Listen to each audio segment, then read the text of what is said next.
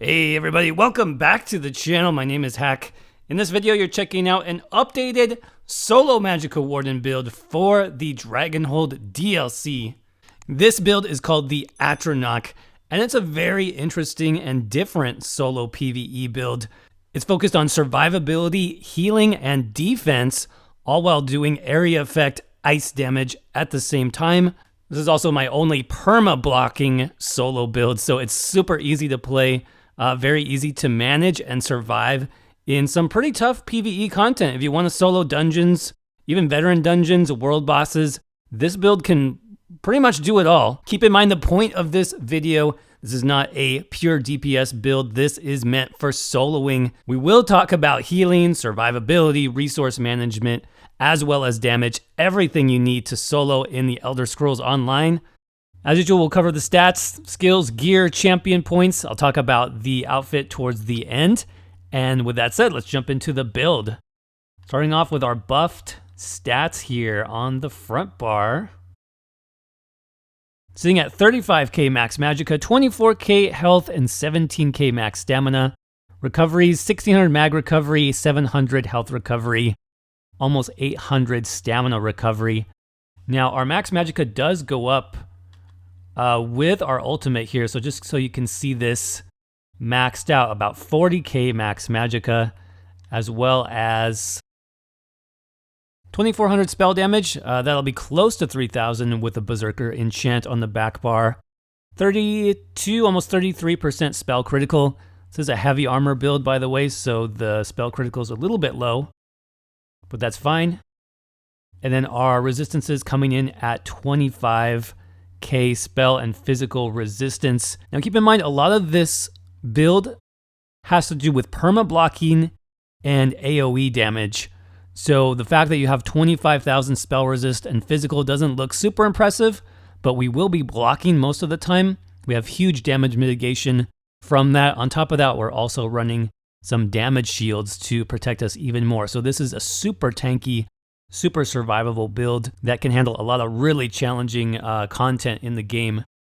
Now I am dumping everything into max Magicka here, 64 points. I am a stage 4 vampire. I don't think you have to be, but it is actually pretty useful on this type of build because you're tanking through all the damage. So you have access to the undeath passive in the vampire skill line, which we'll talk about in a little bit.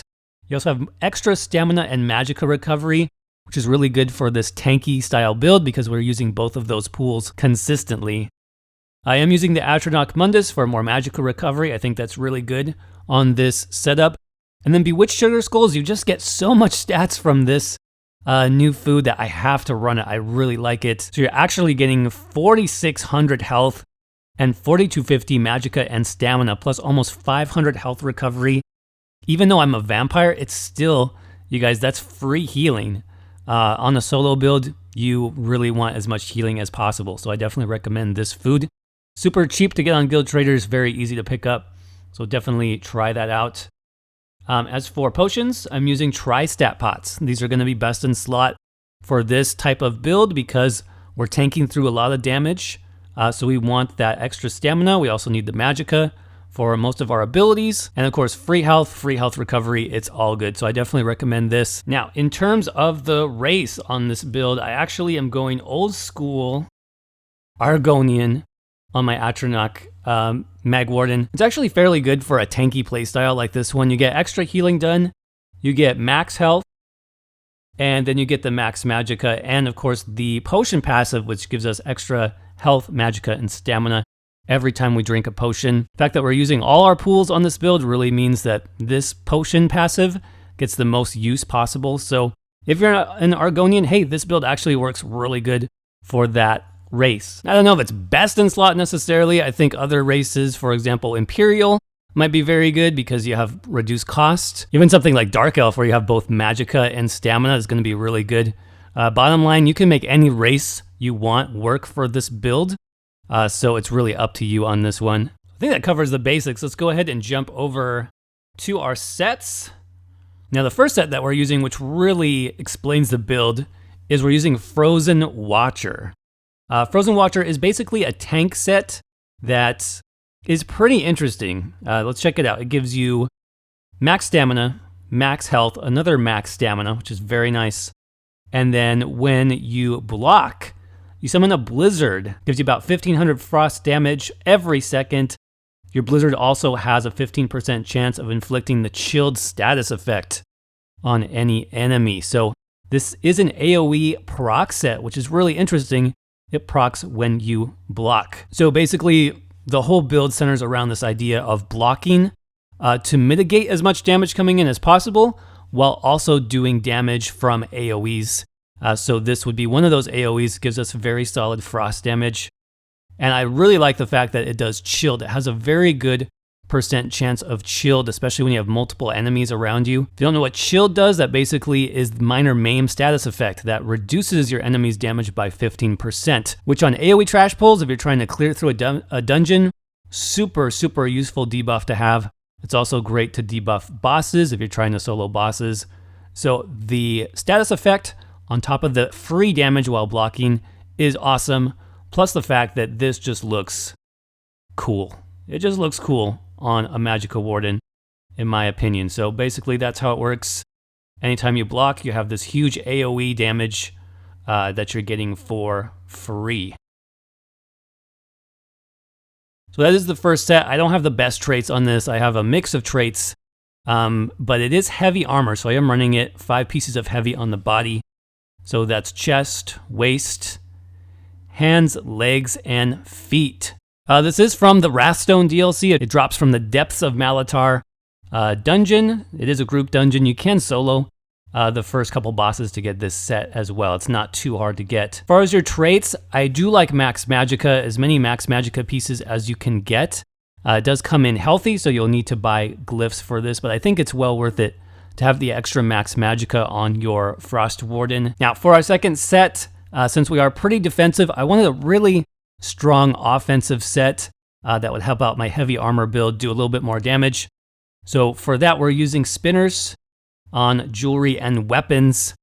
So spinner's necklace, spinner's rings. Right now I'm using 1 magic recovery and 2 spell damage. All these are arcane as far as the trait. Now another option would be to do 1 magic recovery, 1 spell damage, 1 cost reduction. I think that's going to be very helpful this patch. If you're having any issues sustaining, definitely check out that setup. Now for the weapons, since we are blocking, I am using a sword and shield front bar. Now the one-handed weapon here does not matter as long as you have a spinner's one-hander and a spinner's shield. Sturdy is going to be the optimal trait for your shield with a Max Magicka enchant.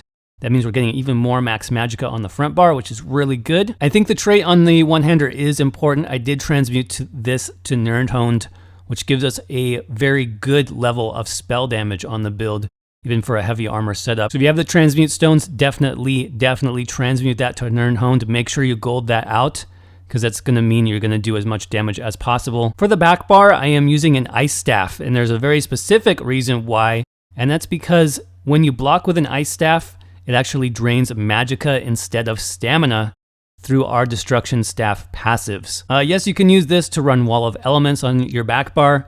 That's another good reason to use ice staff when soloing. But the main reason again is when I'm blocking on my front bar, I am draining stamina. If my stamina gets too low, I can just bar swap to my ice staff back bar, and then I'm draining magicka instead of stamina, so I can really balance my resources if I need to. In terms of the back bar enchant, you can use infused, you can use defending, you could use powered, kind of up to you. Like I mentioned earlier, you can run a berserker enchant here for the extra 500 or so spell damage that will get you close to 3k spell damage on the build. For the front bar, you can also use absorb stamina, or you can use a poison. Something like a magicka drain or stamina drain poison would be very helpful in terms of sustaining this build in more challenging encounters, I think. And in terms of the monster set, best in slot, of course, would be Ice Heart on this build. It goes really well with the frost damage flavor of the build. It fits in perfectly, looks great. Extra spell critical on the one piece, which is awesome for heavy armor because we need any spell crit we can get. And of course, when you deal critical damage, you have a 20% chance to gain a damage shield for 6 seconds. This does AoE frost damage as well, just like our Frozen Watcher set. Now it says 8,300 damage shield on the tooltip. That is incorrect. This is actually more like 10k with our champion points. There's currently a bug with the Bastion CP node where you don't get to see the bonus damage shield there, but it is working. I have tested it. So since we're running 5 heavy on the body, you can run 1 light, 1 medium for optimal stats. That's if you have your Undaunted passives maxed out. Definitely do that. You can also run 2 light here for extra cost reduction. That would be very good as well. In terms of traits, like I said, I don't have the best traits. I think Infused would be great, especially on your big pieces. Sturdy on the small pieces to help with blocking is going to be very good as well, especially when you're clearing your way through a dungeon. Then of course we've got Deep Fissure. This is our big AoE burst damage. It does have about a 3-second build-up. So while you are blocking, you'll want to just recast this every 3 seconds or so. It does damage in front of you, nice AoE effect. So obviously you can block and then cast at the same time there. Now, the other really important reason why you need this is it does give you the Major Breach debuff. So that's a huge spell resistance debuff on all your targets. That means you're going to do more damage. This also is the only way to buff the damage of your proc sets like Frozen Watcher and Ice Heart. As soon as you apply that Major Breach debuff, your Blizzard here from Frozen Watcher and your Ice Heart helmet, they will all do more damage.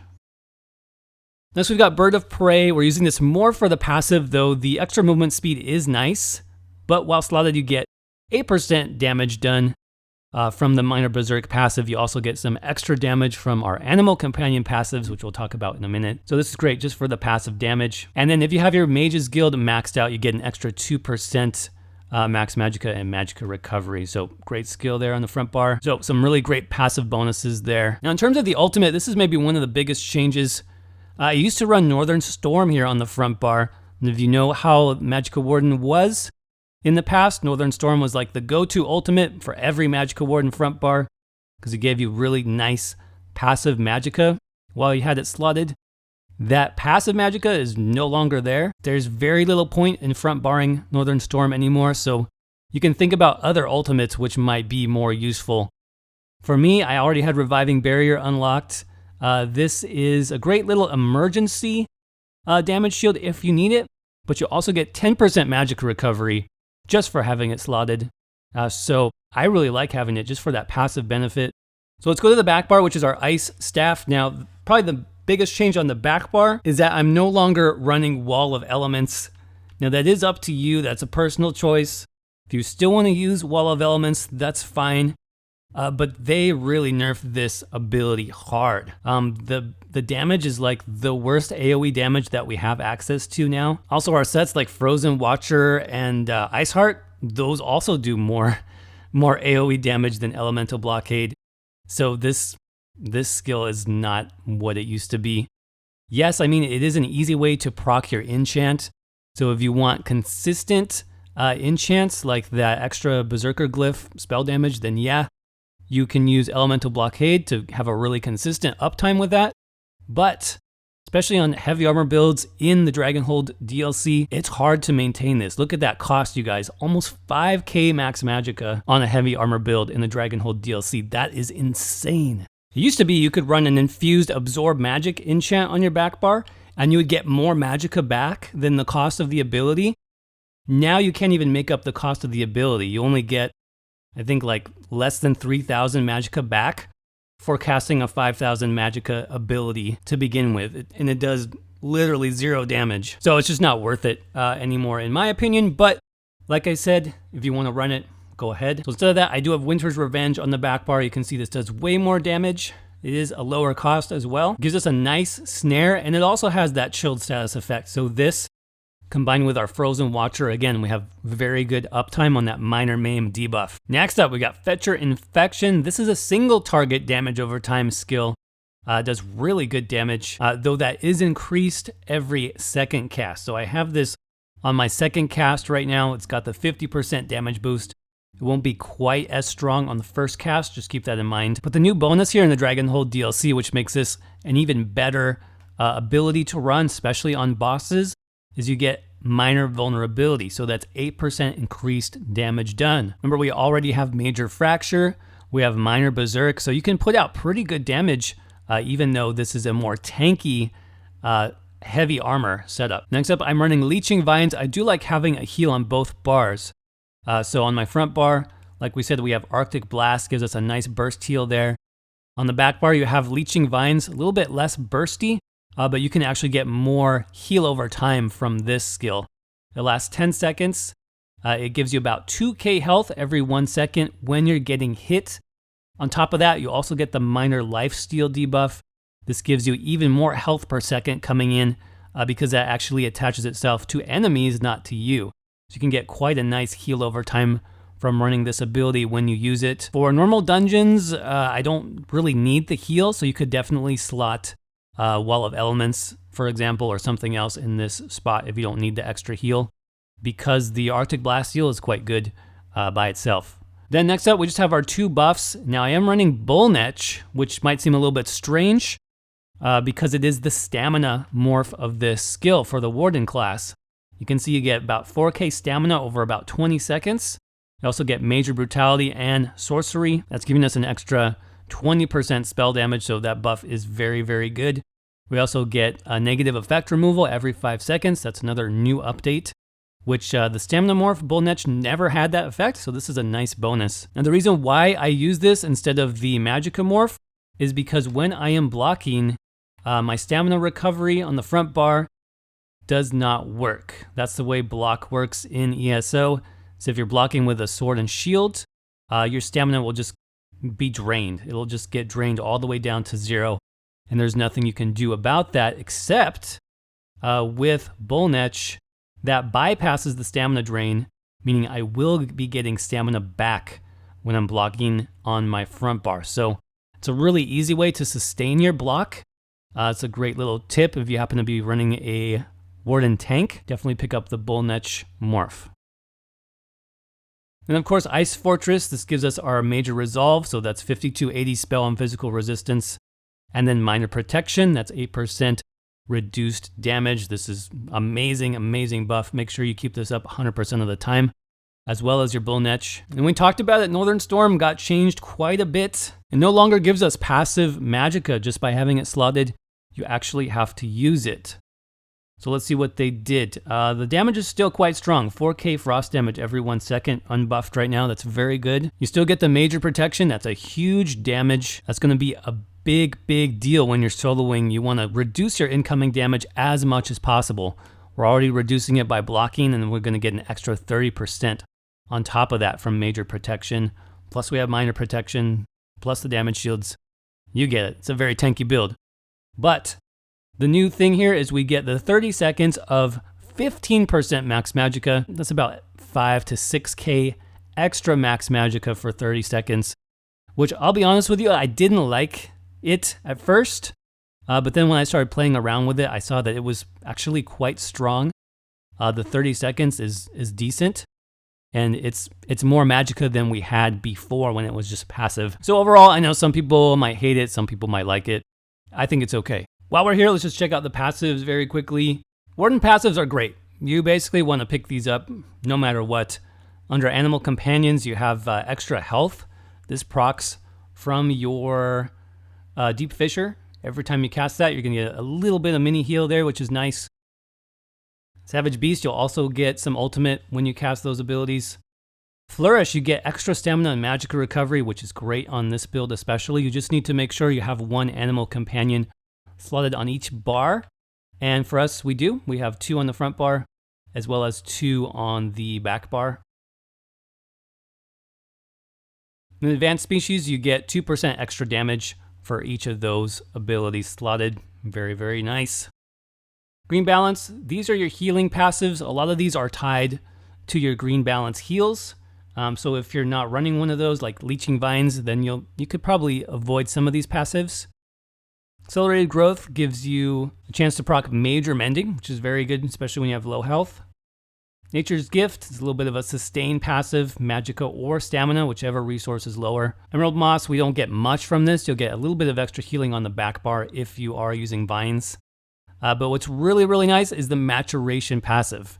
Wardens get Minor Toughness. That's an extra 10% health for 20 seconds anytime you activate a heal. So that could even be a heal from a skill that's not a green balance skill, like the heal off of your Arctic Blast, for example, can proc Maturation, giving you 10% extra health. So that is a great passive. And of course, we got Winter's Embrace. These are our tanky passives. We have increased chance to apply shield. Again, that's that minor maim debuff. Very, very nice for soloing. Frozen Armor, you get a little bit of extra physical and spell damage, which isn't bad. Snare reduction, not a big deal. But we do get 10% increased magic and frost damage, which basically is all our damage. So that is a nice buff there. Definitely pick up that one. For weapon skills, you'll obviously want everything in one hand and shield from your front bar. This reduces like the cost of your damage shield if you decide to use that. Also increases how much you can block. Gives you a little bit of extra movement speed while blocking, since we're just basically blocking all the time. This is great. Make sure you pick up that mobility passive. Destruction Staff is kind of up to you and how you're using the build. If you're using it like me, you might only be doing like a light attack every once in a while to get some bonus glyph from your back bar. You don't really need all of these, but if you are using Wall of Elements, definitely pick these up. Now, this is a heavy armor build, so you will want all 5 heavy armor passives. These are very good for soloing, actually. You get increased physical and spell resistance, increased sustain from Constitution. You get at least 10% max health, up to 14% if you're running 7 heavy. Plus more sustain on heavy attacks, increased healing. It's all good for soloing. I definitely recommend picking up light armor passives, especially if you're running 2 pieces, but you cannot get the benefit from all of these. If you're running 1 or 2 pieces of light, you'll basically just want the first 3, because the last 2 require 5 pieces of light or more, so you won't be able to get any benefit from those. Vamp, if you are a vampire, definitely pick up Supernatural Recovery. That's that 10% stamina magicka recovery. Very, very good. Undeath makes you extra tanky when your health gets low, so very good for soloing. And then Unnatural Resistance gives you a little bit more health recovery back. Fighter's Guild, I'm not maxed out yet, but you do want Banish the Wicked. Extra ultimate when you kill undead is nice. Mage's Guild, we talked about this. These are good passives if you're just running Inner Light. You could actually even run Meteor on the front bar. That would not be bad either. You get more passives that way. Undaunted, I don't have these maxed out yet, but definitely pick those up if you do. Under support, Magicka Aid. This gives you the 10% magicka recovery that we talked about if you're running Reviving Barrier like I am on the front bar, so that is a good passive to pick up. Then of course pick up your racial skills. Under Alchemy, Medicinal Use makes your potions last longer. Pick that up as well. Next, taking a look at champion points, which are super important for any solo build. So this will be for 810 CP. If you have less, that's okay. I'll let you know where to focus on first. So in the green tree, 37 Warlord, 21 into Sprinter, 37 Tenacity, 75 Arcanist, 43 Mooncalf. Tenacity, honestly, is not that useful since we are blocking a lot. So you can drop those points if you need to. Under the Shadow, I definitely recommend Shadow Ward, though. You'll get 15% block cost reduction. We also have 20 into Tumbling. In the blue tree, we're spread out quite a bit here. 27 Blessed, 23 Elfborn, 56 Elemental Expert, 52 Spell Erosion, 61 Mastered Arms, and then 51 into Thaumaturge. Honestly, you could drop Master Arms a little bit if you needed the points, but I definitely recommend Thaumaturge since most of our damage is either AoE or single target damage over time. In the red tree, 66 into Ironclad, 43 into Hardy and Elemental Defender, 34 Thick-Skinned. You could honestly put less here because you do have that cleanse every 5 seconds, which is nice. 27 into Quick Recovery, 1 into Heavy Armor Focus left over, and then 56 into Bastion. Bastion, as always, I would only put points here if you're using Iceheart. If you're using a different monster set, then I wouldn't bother. But you do get the 20% extra damage shield on Iceheart, which is great if you're using that set. Now, in terms of the outfit and armor styles, head, I'm just using the Iceheart helmet. That's what it looks like. It looks really cool on this build, in my opinion. For the chest piece, we're using heavy And this is the Horned Dragon chest. It's from Battleground Rewards. It's pretty cool. The rest of the pieces are just a mixture of Argonian, since I went with the old school Argonian on this build. So I have like the Elder Argonian Greaves, for example. Boots are just the regular Argonian style. Hands, I was trying to match it as best as I could because I didn't have the right pieces.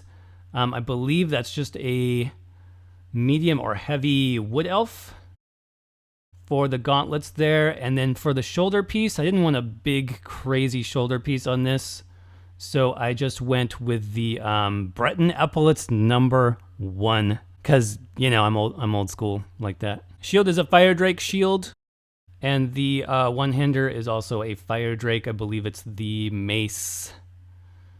Fire Drake mace. Yep, so that is the outfit. That is the build. As always, if you guys enjoyed the video, don't forget to crush that like button. I really would appreciate it. I'm going to drop you into some boss fights here at the very end so you can see how the build works and how it plays. It is really fun. Again, very easy build to play. If you just like holding block and dropping AoEs and killing off some nasty bosses, this build gets it done. So again, thanks for watching. Hope you all have a great day, and I will see you around in the next video.